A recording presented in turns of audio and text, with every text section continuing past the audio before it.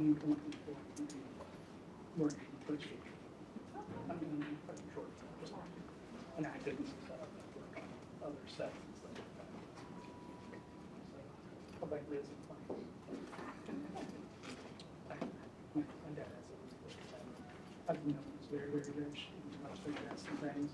And so like I tell him that when I make my first feature film, I'm like, hey, you want some of this? I need to figure it out. There's no way.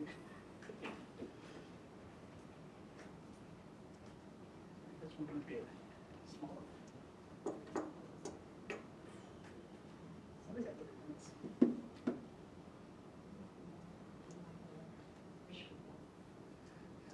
was saying yesterday, the Q&A part of it, they didn't really do it. Like, they just told people, like, hey, we're going to do Q&A. Just make sure it fits out. Because none of us like elements whatsoever.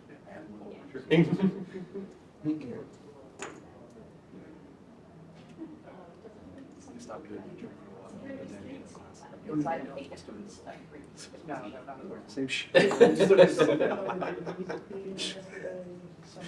Yes, yes, I am.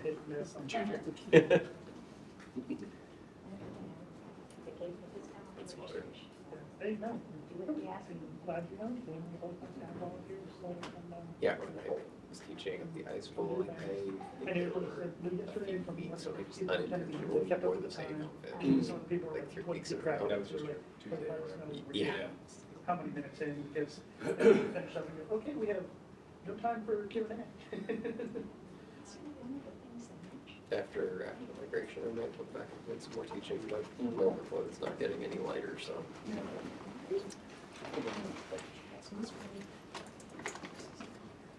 The undergrad one here?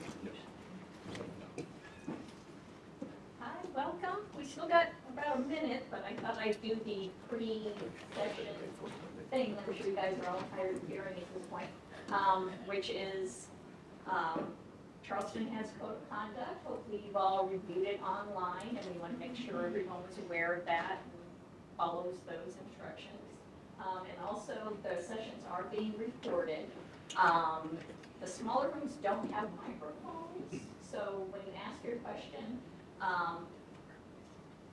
we're actually asking the presenters to repeat it just to make sure it's being recorded. So we'll be starting here.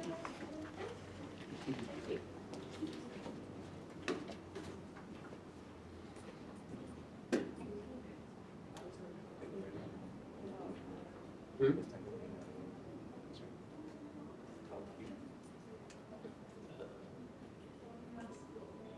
Give it 30 seconds. I don't think we run up there. I can see it behind the pillow there.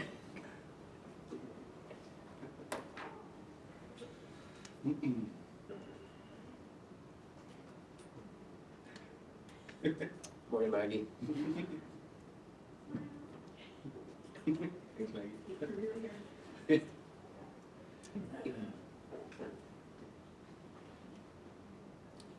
Just if I can find clothes.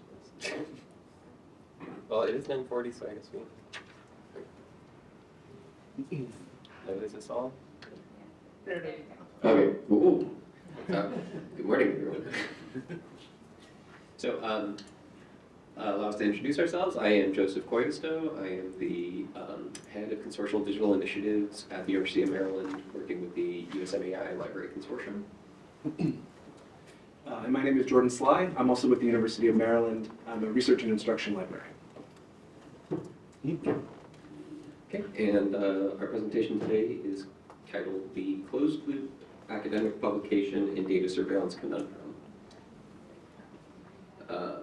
So, for this presentation, we are looking at some of the potential implications of the increasingly closed-loop model of academic publication, student learning platforms, personnel management, and other elements of quantification being developed and sold by an increasingly small number of academic solutions companies. While there are a number of interpretations of these mergers, acquisitions, and ventures, from our perspectives as librarians, from two ends of the research apparatus, We see many problems stemming from the increasingly tight connections between the scholarship that is produced, the perceived value of these publications in the market, and the impacts on future research funding, student development, faculty positions, and more. We are uneasy, as we will discuss, about the ways in which this constricting pipeline may endanger our shared values in libraries and in higher education more broadly. These are big ideas, and many of these notions are difficult to capture succinctly and in isolation. We are addressing only a few areas within this much larger topic. We are also aware that many of these ideas sound conspiratorial, but it is no mystery that companies like Clarivate, ProQuest, Elsevier, etc. have the sole mission of profit. That isn't controversial, but the question arises: to what extent does this hurt our overall professional goals and our industry writ large?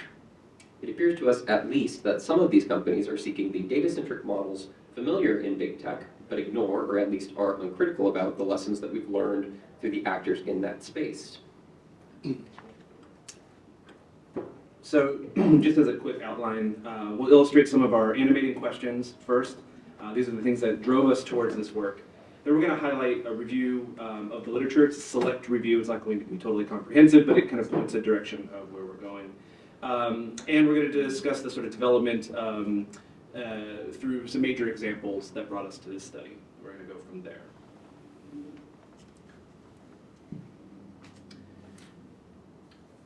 Our first question focuses on the potential attenuation and narrowing of research areas based on the citation matrix and high-impact model for publisher reputation, vendor pricing, and library acquisitions, and the lasting impact this may have on the research enterprise and student outcomes.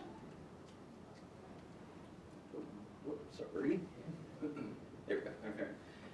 And similarly, our second question looks at the notions of the data focus on publications and how this is being packaged and sold to universities.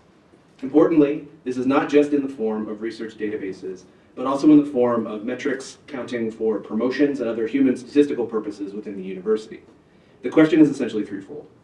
Does the privileging of the citation information favor specific disciplines? Does this impact the research direction of the university? And whose hand is on the wheel with this privilege? Essentially, we're asking, are there customers outside of the university apparatus who benefit from this direction? And what does this potential steering mean for future students and faculty? And crucially, to what extent does the acquisition and acceptance of these models clash with our professional ethics? Are we maintaining our goals as a profession, or are we inadvertently helping to steer the direction of research to align with the needs of industries that may work against our collective morals? And finally, to what extent have we, finally, to what extent have we, as in those in higher education broadly, but also academic libraries more specifically, done this to ourselves by volunteering our work into these quantified systems and allowing, to paraphrase the reporter, metrics and assessment to make decisions without seeming to decide, to trust in the purity and objectivity of numbers despite not always seeing the whole of the snake as it eats and potentially devours itself. So sorry about all of the transitions. This worked really well on Zoom, less so with one microphone. So why it matters. For this sketch of literature, we will provide a brief summary of some of the studies in this area as it helps to define our unique perspectives on this topic as we continue to develop our project given our goals within the libraries and our individual professional perspectives. Okay, so I'm going to start here with a sketch of the broader literature in sort of higher education, which is my perspective on this. So while there are overlaps with the external critiques of modern higher education, internally within industry journals and conference cocktail hours, the bogeyman has increasingly been the hyper-neoliberalization, commercialization, and quantification of the university. As universities seek to find efficiencies to maximize entrepreneurial outputs and profits, education enterprise companies are more than willing to provide all the tools necessary to research, manage, publish, hire, purchase, and develop people, technologies, and educational content.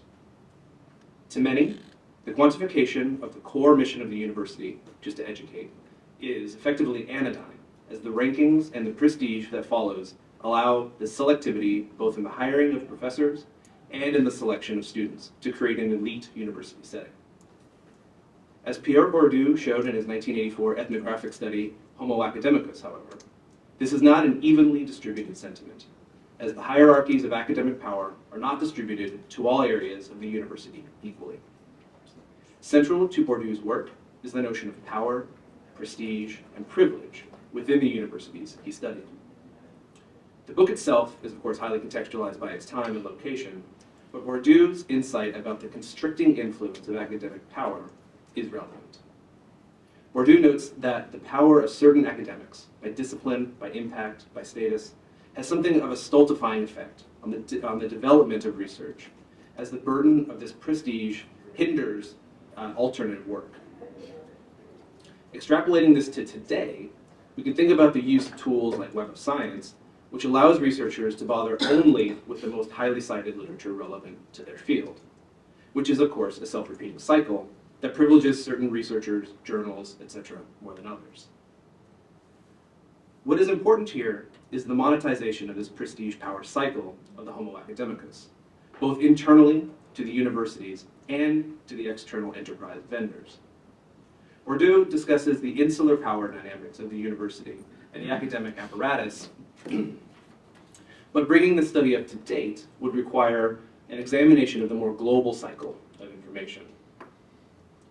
For more current accounting of the concerns over quantification, Stefan Collini's 2017 work, Speaking of Universities, addresses the history and values of universities from the perspective of the internal industry concerns. Importantly, Collini, like Bourdieu, is looking at the cultures and structures of higher education and the threat of quantification on the scholarly apparatus. Collini picks up on Bourdieu's general notion of elite academic power, but further discusses the economic impact and incentive of universities to quantify and focus on the impact of particular disciplines over others. While the work ranges in scope, it importantly discusses the ways in which the business incentives of the modern university finds purchase in the corporate sponsors on both ends of the cycle. Graduate job placement on the one, and research-derived innovations on the others. These are sponsored and supported by the interests outside of the university itself. Importantly, as Sun Ha Hong wrote in 2022, and he discusses this in his paper, Prediction as Extraction of Discretion, the reliance on extracted data is self-consuming, cyclical, and reflects the input model of the developing data cycle that it relies on. In other words, it creates and reinforces the world that it reflects. In Hong's work, this model reflects behavioral and punitive technology, but the same can be said, we argue, in the reliance, replication, and canonizing of work. It creates an academic hegemony that could hinder innovative research due to the reliance on this cyclical model for grant awards, citation, publication, graduate student thesis development, and much more. What we see is a shift in the nature of innovation. Traditionally, as outlined in much of the historiography of science, which is obviously much too large to be adequately sketched, we see the debate between innovation stemming from the individual genius, the academic milieu, or the cultural need. Looking to the latter, we can address the notions presented by Friedrich Engels in 1894 in a letter that he wrote to the editor of a journal, in which he posits that, quote, if society has a technical need, it serves as a greater spur to the progress of science than do 10 universities, end quote. What Engels is developing is a progressive sense of innovation, in which the needs of society both determine the nature and direction of innovation and create solutions outside of the realm of the expert or the genius. What we've witnessed through the development of these closed-loop systems, however, is an isolated and potentially artificial society of innovation, separated from the pure academic milieu and that of the more populous need. We've supplanted, in other words, the needs of the society with the needs of capital and innovation for the sake of innovation. So what? This matters for the purpose of this research, because the quantification furthers the internal stratification of academic prestige, increases the reliance on large enterprise companies who can leverage this prestige, and furthers the interests of stakeholders outside the industry. This situation is made potentially dire, too, with the innovations in generative artificial intelligence and the discussions around AI-generated academic content, pulling from this set of enshrined data and the content that we're describing. We've seen these shifts in the broader tech world, as people such as Zuboff wrote in her paper, Surveillance Capitalism, and also in the higher ed tech literature, as people like Brems have written on the algorithmic employment decisions in academia. And there's countless others, of course. But we're more recently seeing these pushes into the academic enterprise with a practice naivete that is concerning. Companies like Clarivate are able to easily sell solutions to this perennial problem. Increasingly, too, as Collini notes, the competitiveness of a university depends on these precise metrics facilitated internally, yet leveraged externally. Administrators can turn to statistics and assessment metrics as a way of making decisions with a sense of rationality, despite the inbuilt biases of these numbers.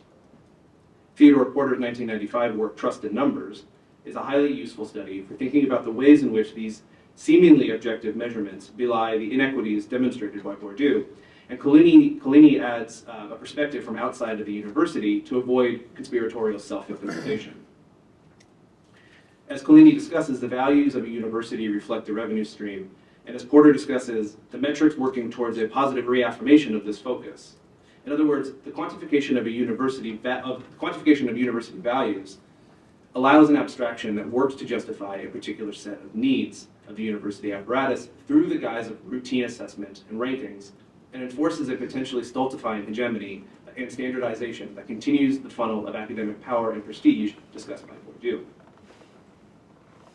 Open access scholars, like Peter Suber, have long discussed these ideas and the issues of monopolistic scholarly publishing industries. Much of this work can be found across many publications, but is summarized in his 2012 work, Open Access.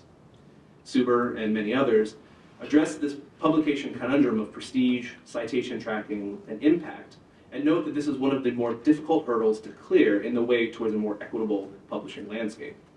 Although increasingly, many universities are starting to understand the nature of these deals to a much greater degree. Professors in previously OA adverse areas such as the humanities, too, as Paul Martin Eve discusses, have also embraced the open humanities despite the ingrained prestige publishing model. It is perhaps part of this increasing awareness that larger publishers are seeking new models, such as Elsevier seeking a more direct-to-consumer model connected to its Mendeley citation platform, the merger of ProQuest and Clarivate, which diversifies the reach of the university enterprise needs, platforms like EBSCO's Panorama, which provides active use metrics and impact data, and companies like Procto controlling the educational experience of students, just to name a few. These companies understand the shifting nature of the academic landscape and the emphasis for increased use of dynamic metrics. As Epsilon and Sauter in 2008 note, however, this push towards the quantification of impact is not merely an academic issue, and is reflective of our society writ large.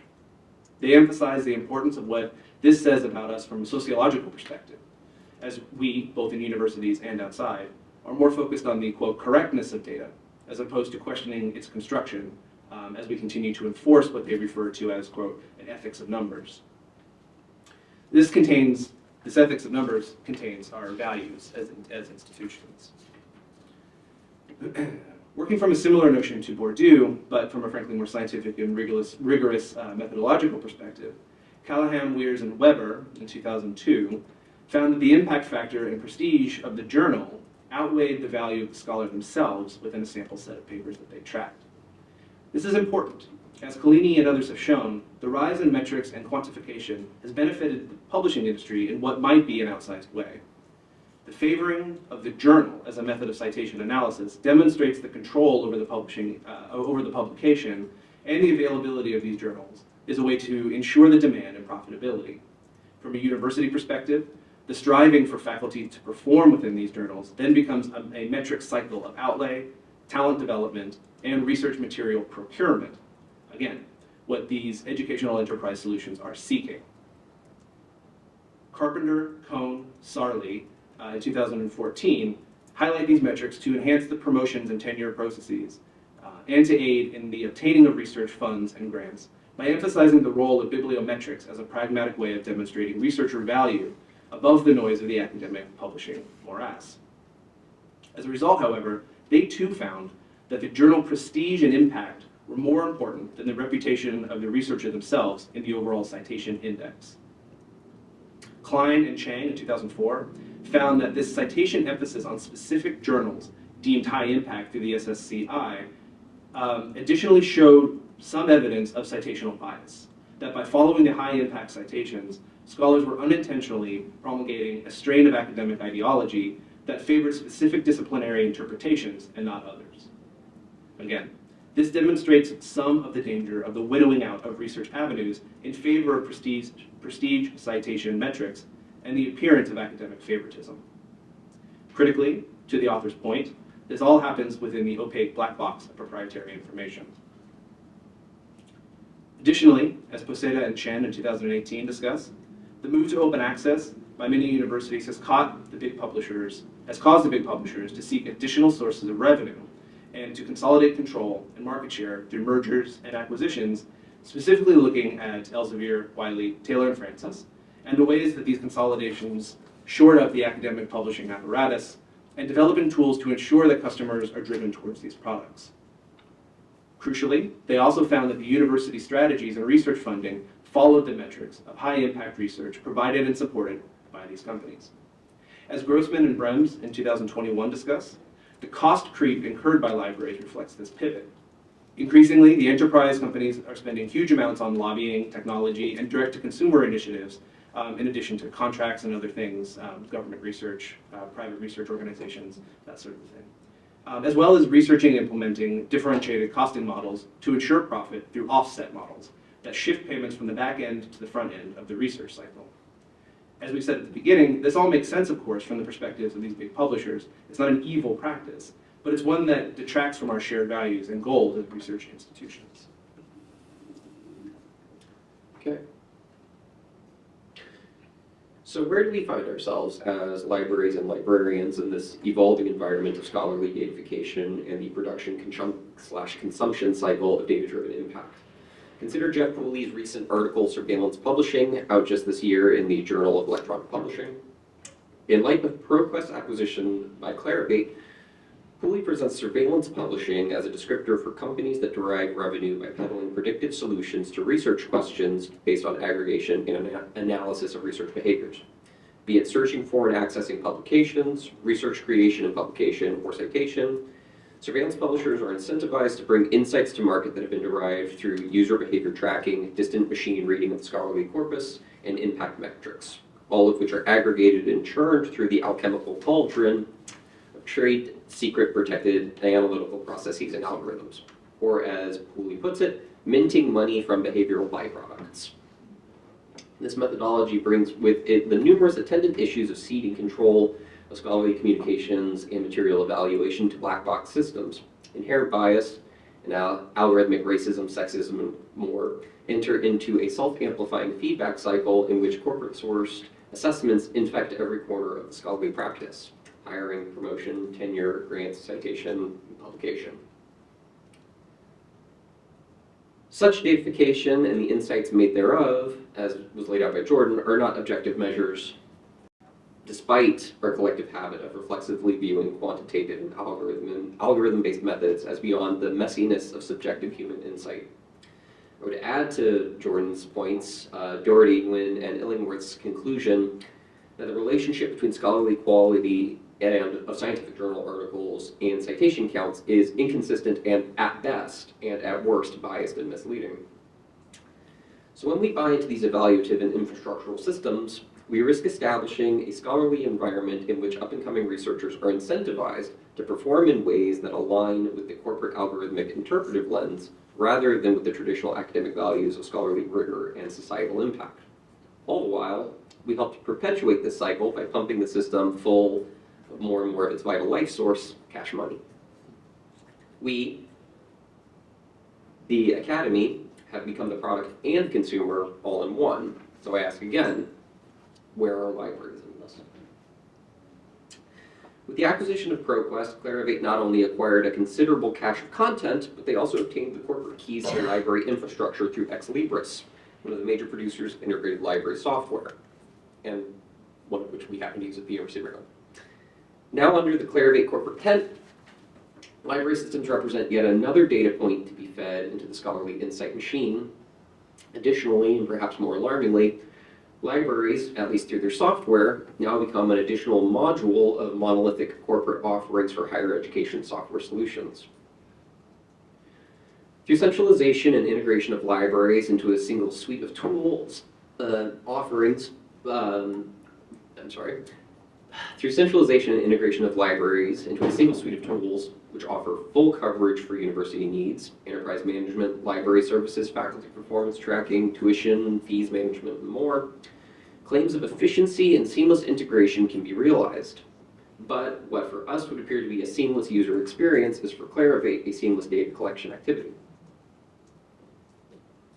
Taylor, in her piece, Mergers, Acquisitions, and My Tinfoil Hat, opines that while it may seem like the hand-wringing of skeptics and contrarians, there's simply too much money to be made.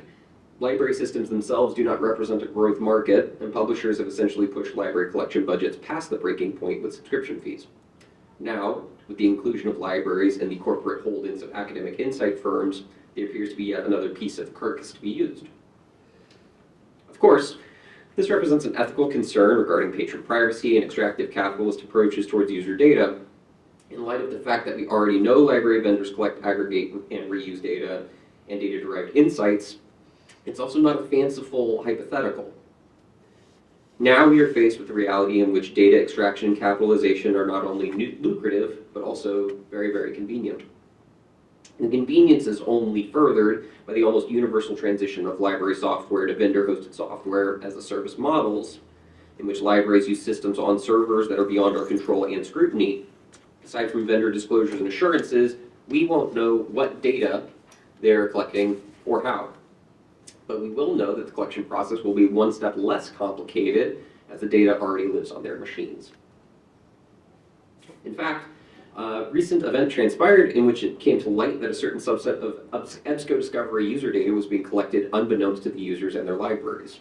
Collected data included search data and user clicks, which do not represent shocking data collection practices on the face of it. However, one affected institution that has asked to remain anonymous for the sake of this presentation took umbrage with the fact that EBSCO did not appear to realize that the data were being collected and that the institutions have been given, quote, dangerously incorrect information from them about what kind of data they currently collect, end quote. Assurances were made that the data was not used for marketing purposes or supplied to law enforcement agencies. Rather, what is more illustrative about this incident is not that data was collected, but the ease with which the collection occurred, seamlessly, without notifications of users or institutions, and seemingly by accident. It is just that easy. With the high likelihood of library data entering the academic counting machine, we are faced with the probability that our data will help to drive metrics-driven amplification cycles that Jordan discussed. This is not a new prospect for libraries, as bibliometrics and citation counts are frequently touted as objective levels of scholarly value. However, this new methodology is a sleeker, more efficient machine that integrates our data without us even having to lift a finger. And while we've harped heavily on Clarivate, they do not stand alone in this new environment. Recently, Elsevier made moves to acquire Interfolio, a company that sells a variety of products that cover faculty searches, and hires, promotion, and tenure dossiers, faculty activity reporting, and more. Roger Schoenfeld observes that this is in direct competition with Clarivate, evincing a tit-for-tat corporate arms race whose measure of escalation will be who has the bigger data set to analyze. Again, there's too much money to be made for companies not to explore every possible revenue stream. Schoenfeld also notes resistance to these types of mergers, stating that this must lead us to consider the implications of buying into one-stop shop research infrastructure that bundles all of our data handling into a single pair of corporate hands. This, in turn, raises the concerns of vendor lock-in, or as Hamilton, Daniels, Smith, and Eaton prefer, university captivity.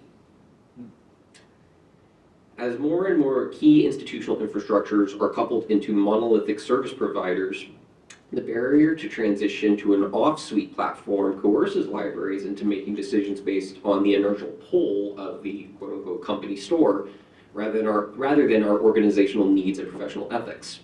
This captivity does not limit its negative impacts just to the coercive forces exerted on libraries. It creates a precedent for obscure data practices as the norm for university-vendor relationships.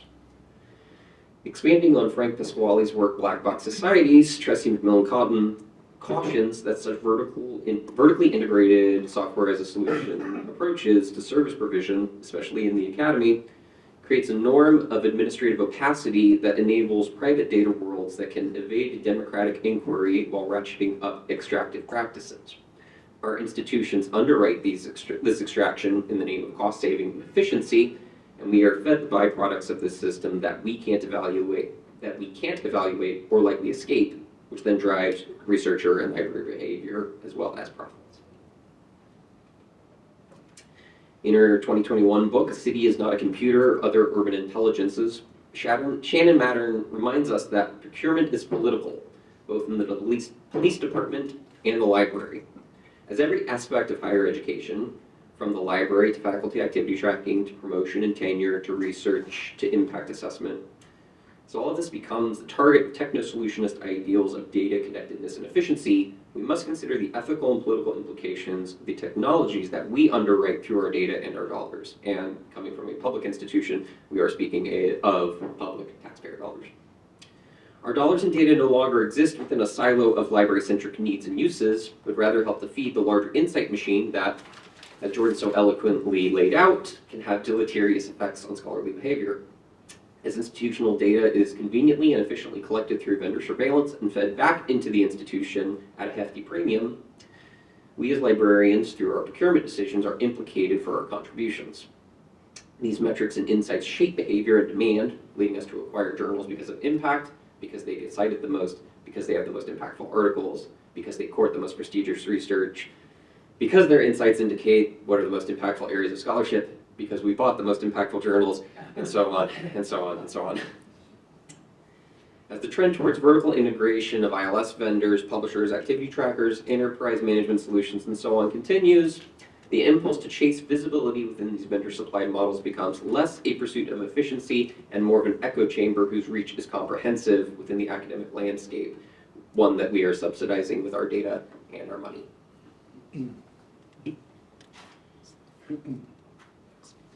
So, some tentative conclusions on this, from where we sit. So what can we make of this ever-evolving issue?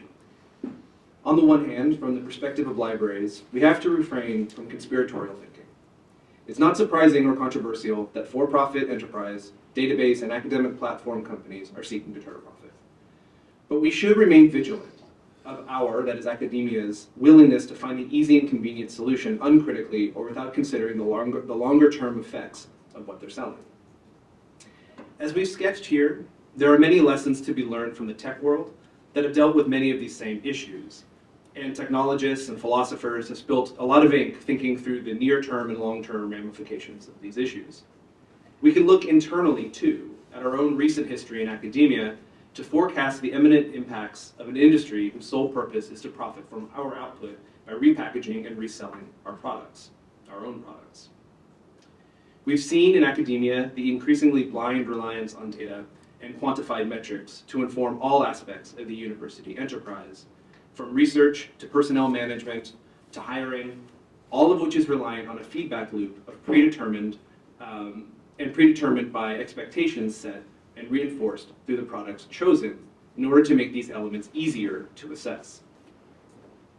In a recent industry platform webinar we attended, academic enterprise representatives discussed the, quote, alchemy of user-derived data and their ability to repackage and sell this data with consent to development companies, with their key takeaway being a driver towards increased revenue.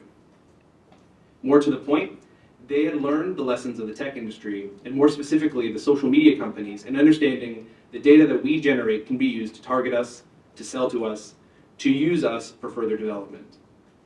They discussed the ways in which the use of this data would become, like social media, intelligent and drive user behavior. Further sort of cinching the knot on the closed loop, as algorithmically based suggestions even further limit and constrain research and reinforce the status quo, enabled and enfranchised by a profit motive in the guise of engagement, use, and reuse.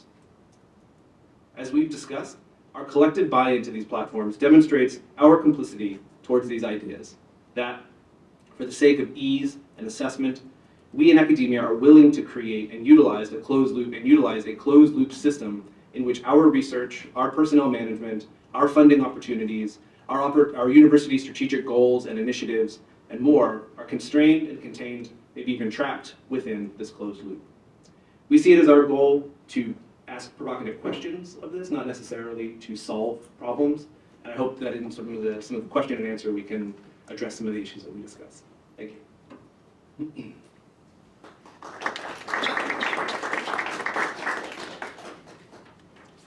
So please, if you have any questions. Yes, please. Hi, I'm Gail Buquet. I'm the director of the ISSM International Center in Paris, France. I really appreciated your presentation.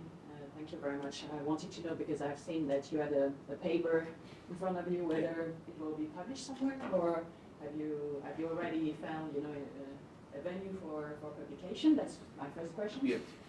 My second remark and question is that I really appreciated your quoting, of course, Bourdieu. And I was wondering whether, because you mentioned a few times also the black box, whether you've also been inspired by some work by Bruno Latour, for example. So I was wondering whether that was also an author that you would use. And third remark or question, I'm going to publish an article about how ORCID is used as an identifier for, of course, containing some personal data about researchers, and how ORCID also has been, in a way, imposed on the research community in various, continents. Sure. And I wanted to know whether that was also, an aspect you were interested in, how, the creation of various identifiers actually fuel these platformization of science. And fourth remark, sorry for that. Philip Mirowski wrote an article recently about the platformization of science. Mirowski, I don't remember, he's based somewhere in the US, so maybe you know him. That would be also a reference, I would say, for your work.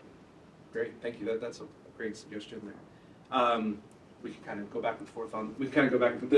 We were asked to repeat the questions a little bit. So the first question was about if we're planning on publishing the research. The second was if we're familiar with Bruno Latour, what our thoughts on ORCID are, and then a recommendation. So the first one, yes, hopefully in a high impact journal that'll be. Yes, we do have plans to publish. We're still kind of kicking around some of the ideas of where and how, and as this work, we don't have a direct study associated with it, so we're trying to think of how to either do a full study or to kind of publish it as a a think piece kind of a thing. So we're working with those ideas. Yes, of course, Bruno Latour is very interesting. It didn't make its way into here, but I certainly know what you mean on that, and I think in our longer paper, some of those issues will be. Same thing with this Mirowski. So we'll definitely get to those. It's funny you bring up ORCID. We were just chatting yesterday. We went to the panel on the Biden administration's memo on open access research and all of this, and that was one of our over dinner conversations, was about the platforming of these wherever they stand, companies or platforms, and the enshrining of them with this, and what that means. It carries with it some weight. So by saying if the standard becomes as it's been in the EU and things, do you work with ORCID? What does that mean? How are we doing? And then how are those systems maintained in the long term is one of our main questions. Yeah, and there's a couple different perspectives that you can bring to the question of identifiers. I work as a systems librarian. I primarily work with systems, including open access institutional repositories and publishing platforms. And on the one hand, I think that there's a lot of very compelling arguments to be made about the value of using digital identifiers for research, because it does promote cross-platform connectivity in a way that would not otherwise be achievable. But it a critical perspective that I think is valid is that in moving towards persistent digital identifiers as a mechanism of research production and output, we are buying into a worldview in which we must render research and identities in a way that is algorithmically legible. And the questions of, you know, what is the primary value in that, and who is the primary audience? And you know, there's a certain reading on that that is, you know, the platform and the algorithm become the primary consumer, and that the actual human consumers are secondary. And then, of course, all the, you know, attendant questions of, you know, preference and bias and that come into how we create algorithms that then consume and intuit that data for our consumption come into play. So it's by no means a simple debate or a simple proposition, but it does have a lot of avenues that require some deep consideration. So thank you for bringing that up. I saw your hand first in the back there, I'm sorry. Yeah, no worries. Hi, Christina Drummond. I'm the executive director of the OA Book Usage Data Trust. We should definitely talk. But one of the things I wanted to ask you guys about is if you've come across the industrial data spaces model that's emerging in Europe. Because, you know, within Europe, we all know perhaps of GDPR and what that does for private information. But they actually put forth new regulation recently called the Data Governance Act, which talks about how the intermediaries that exchange data need to function to protect against a lot of the things that you've described here. So I would highly recommend both of you, if you're not familiar with the Data Governance Act, look that up and look at the industrial data spaces as Europe's response to that. Because one of the things I haven't seen yet is here in the US context, what's our equivalent? Yeah, so the question / comment was encouraging us to look at the Data Governance Act and the industrial data spaces out of the EU. So thank you for that. I have not come across that, you know, with all my scads of free time. But thank you for bringing that up. And I believe there was a question over here. Okay, thanks. My name's Brian Linehan, and I'm from Orchid, so. Sorry, we were talking about. No. So, encouraged, and then I'm just saying that, especially because we want to talk later. I'm happy to. So, I was going to ask, actually, about, it's called the Nelson Memo or the OSTP, so I was just curious to hear y'all's thoughts on that, you know, especially with regards to your research and your impressions. Yeah. Oh boy. So the question was about our thoughts on the Nelson Memo, or the what we were talking about the Biden administration's open access mandate memo. Well, some of our thoughts we had yesterday after that panel, you probably went to that as well. You know, one of the things that was kind of jokingly said a lot at the panel was that the memo was sort of interestingly vague, or you know, purposely vague, and it kind of leaves the door open for a lot of interpretation and things like that. And so I think, you know, from a university perspective, some of that vagueness is, we kind of have two minds about it. Like on the one hand, there's some amount of need for just kind of an answer, right? For a data standardization, you know, in the sort of replication of the data, Orchid, you know, being one example, but also DOIs and things, using the same standard across the board is important, but then it's also kind of dictatorial. But there's some need for that too. So there's kind of a back and forth between sort of our whims between these things. As a university, some of the discussions that we've been having are around the idea that if there's a dictate, it's going to be impossible to measure it across the university in terms of different types of research. You know, author information, even the sort of Orchid fields for different fields can be different and hard to kind of cross-reference, even though that's the goal. So our general thoughts on it in terms of a platform or a sort of prod to thinking for universities is that, of course, we support and we want open access research. The memo may be a little bit too vague at the moment, and it's just going to get hung up in interpretation as one avenue.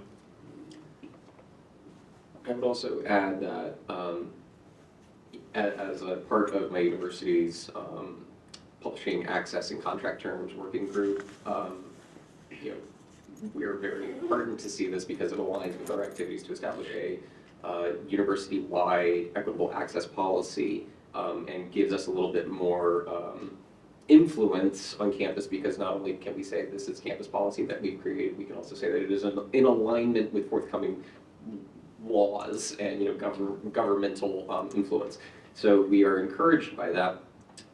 But there's also, in the context of the work that we're presenting here, there is also the sort of the waiting in the wings opportunities for vendor-provided systems to slot right in to provide the infrastructure for under-resourced institutions, and for, I'm sure, very affordable rates that will add a further cost on top of complying with this new open mandate, and that is an environment that will privilege more resourced institutions like our own, where we already have self-hosted infrastructure to support that sort of data publication and data management. But it's not lost on me that other institutions are going to have to pay premiums to vendors to host systems that allow them to make this available. And the data itself will be available, but within our state system, it's going to be tax dollars going to support buying more infrastructure that I'm sure will go to one of the big three, and we will just see this, same relationship carrying on and on and on. Wait, we're a little bit over time, but we'll take one more question, and then we'll be here to chat as well after. Thank you. I'm Zoe Wakehart from Humanities Commons. I'm curious if you have a kind of imagined future, and so for something like academy-owned and developed infrastructure to engage with these kinds of things. So is it that data itself corrupts, and that's what kind of should be steered clear from, or are there ways to replicate some of the work that's happening with the data collection by the close proprietary systems that exist now? Or is there some balance? Like what does the future look like that feels more comfortable with, as I say, coming from the perspective of academy owned infra? Sure. That's, we don't have, oh, sorry, to repeat the question, what are our thoughts on kind of the future of this, and are there other problems inherent in the data collection and things along those lines? Yeah, we don't have we aren't the ones to say. I think I have a slightly conservative view on this, where I think that the nature of the university is what's spurring a bit of this. I think that's, I think there's a problem in and of its own creation. This sort of need and push for quantification, and that's why we kind of are at pains to say, despite our kind of Marxist platforming of this, that the companies that are profiting from this, it's not an evil practice. They're doing what is asked for in a lot of ways, but the universities are seeking this increased amount of quantification in order to make things easy, and this is part of that cycle. There's sort of two concurrent cycles that are moving at the same time, and so it would seem as a solution down the line is to start to be more critical about the data collection in general, the need for it, and to see it as a self-repeating and sort of a Ouroboros cycle of it eating itself. I think that's one of the areas that we think that both avenues need to be more critical about the use of this data. I think a key aspect of this also is sort of foundational changes in tenure and promotion review. I'm very glad to say that within our own institution, there's been a big push to move away from prestige journal publications and impact factors as key metrics for promotion, moves towards greater credence given to open publishing and things, outlets that are not necessarily under vendor control, so that it does not to say that it devalues the vendors and academic insight data sets, but it does illustrate to our campuses, to our administration, to our professional organizations that there are other values to be considered when we are looking at people that we need to advance in the academy. And that, I think, is an essential element that we're seeing some movement on. And within the libraries, I think that we are well positioned to help enable that future through the use of, or through the provision of open access institutional repositories, publishing platforms, research data management, all which can be seeded ideally on self-governed and self-determined systems, that align with academic and library ethics. So thank you all for these wonderful questions, and thank you for sticking with us over time. So. Thank you.